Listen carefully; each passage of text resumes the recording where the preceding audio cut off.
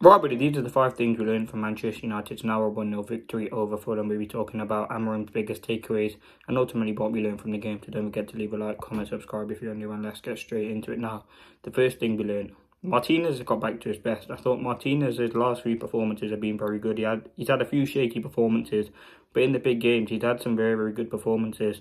Man City got an assist, and assist during the week against Rangers, a goal at Anfield away, a goal against Fulham to get us the points. He's been a very, very important player.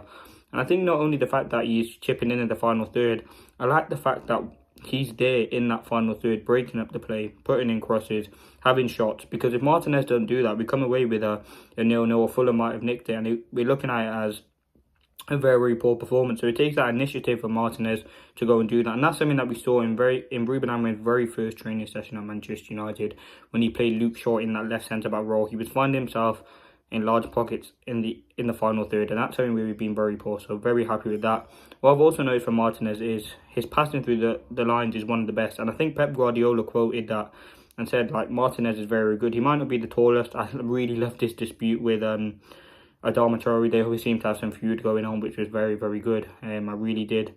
You just need that aggression from Martinez, and he thought, is he gonna come back to bite him? But no, he did very well. So full credit to Martinez there. As had a great goal, defended very, very well. And I think in that back three, he's someone for me who's very, very good despite all his injury. I think you have to give full credit to Lisandro Martinez on his performance. I think he did very, very well. Proper leader, proper captain, and yeah, steps up when we needed him. And that's all you really expect from your centre-back.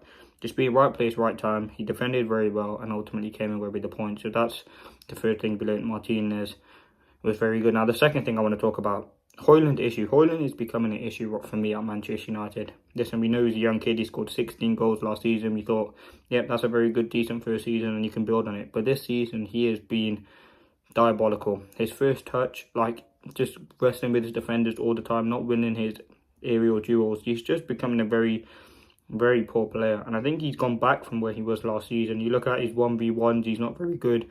He's barely scored any goals for Manchester United this season. I understand he's not getting any service, but when the ball's just playing into him, just do the simple thing that a striker would do, just the basics any striker would do. And he just couldn't deliver, and it is very frustrating because I do like Rasmus Højlund. I think he's a very, very good player. And listen, he should have never come in for that sort of price and go into United lead striker. But you have to deal with the situation you're in, and we're not, because listen, forget the fact that he didn't get any services. The things when he did get the ball, simple, just lay it off. Simple 1-2, one touch, holding off your defender. He's always wrestling with the defender. I didn't like Højlund's performance yesterday.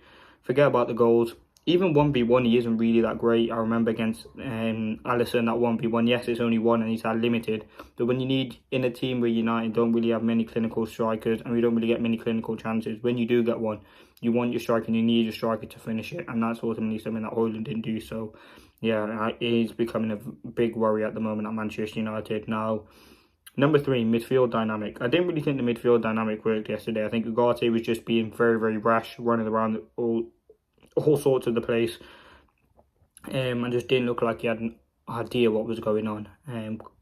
When COLLYER came on, which I'll talk about, he did a very, very good job, but that midfield was very, very, very poor, and I just didn't like what I was seeing. I think Ugarte, as I said, was a bit rash, just all over the place. Bruno deeper, again, just losing the ball. He's a senior player. No player, yes, you can understand the one-off mistake, but he was constantly losing the ball. He was looking for that Hollywood pass all the time, which is something that we criticised Bruno for. He had a very good performance against Rangers, but it just wasn't the greatest one by Bruno.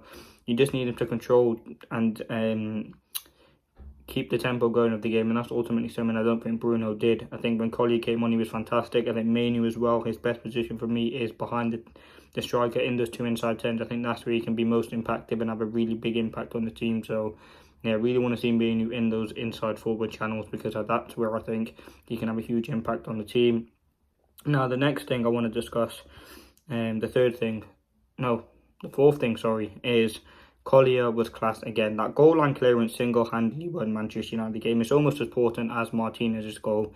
It was millimetres away from the line. I'm very, very happy with him. He's not, listen, we're not going to overhype him. I'll probably talk about that in a separate video, but he's just a very competent player. He comes on, doesn't do anything silly, just keeps the ball flowing, keeps it moving, has the energy, gets around the pitch. He knows exactly where to be, right place, right time. And a 21-year-old at United side from Brighton, he's a very, very good player. And I think he's the next one to come through. Amorim has slowly integrated him. He's obviously seen some very good bits in training. And you can really see what performances he is having for Manchester United, because he deserves a lot of praise. And yeah, he's having good impacts here and there. He probably will start against FCSB, which I think he deserves to. And yeah, he just had a very competent performance. Now, the fifth and final thing, Amorim slammed Rashford. That was I'm sure everyone saw the comments that he said about Rashford. He said he'd rather put Manchester United's 63-year-old goalkeeping coach on the pitch rather than someone who's not trying the best. Listen, the Rashford situation, ultimately, you look at, he's going to get asked about every game until it's been decided. There's a couple of days left of the window. We'll have to see what happens. But on the Rashford situation, it's not looking good for him. The way that he's acting, the way he's manoeuvring, he just doesn't want to be at United, and Amorim knows that. He's obviously just decided to put him to a side, and ultimately he thinks that's best for the club. I think in terms of the situation now, I just want to see it over, because it's becoming very boring. For me, Rashford has to go. We have to bring in a replacement for him and Anthony. And yeah, just leave it as that. Garnacho for me should stay. But ultimately, the question is going to keep on asking. And this was a very slamming comment, damning comment on what he said about Rashford. And ultimately, it makes a lot of sense, because Rashford just hasn't been doing it for Manchester United. He said that we lacked pace and power, and that's ultimately something Rashford does have.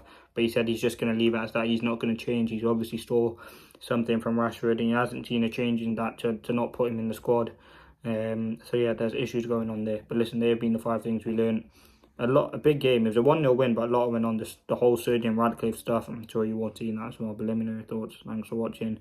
Leave a like, comment, subscribe if you're new, and peace.